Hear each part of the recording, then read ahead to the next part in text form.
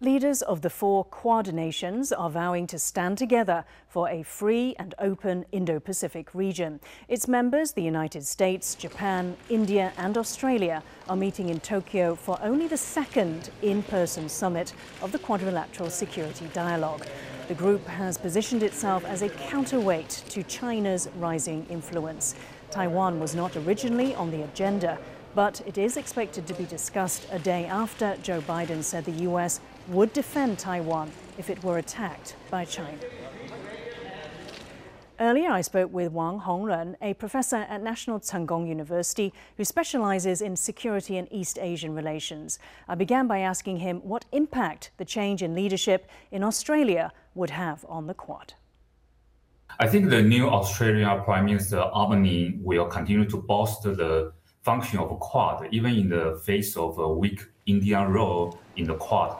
He announced that the Australia will open a defense school to train its Pacific Island neighbors due to this emerging China threat in the region. And the second, Australia's new Foreign Minister Penny Huang, I think she is an absolute anti-China person who just described that actually China's recent strategy and recent security pact with Solomon Islands was the worst failure of Australia's foreign policy since the end of the World War II. The Financial Times reported that Quad will tackle illegal fishing, that they will introduce a new satellite tracking system. Can you tell us how bad this issue is and where China fits into it?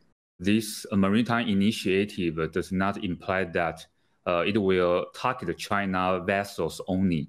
However, I think that those regional countries such as Japan, Australia, and India, they have been bothered or threatened by the fact that Chinese vessels have violated those countries' economic zones and undermined their regional economic interest.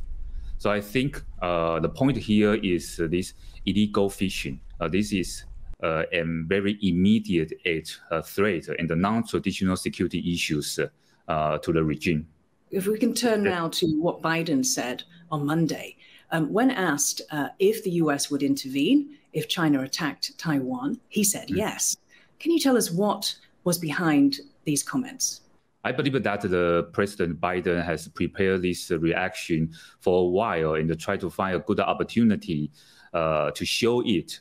The reason for doing so is to send a clear message to the Chinese leaders in terms of a strategy, probably learn from the Russia-Ukraine war. The U.S. decides to deter China's any potential intention from unilaterally using military forces to change the status quo in the cross strait.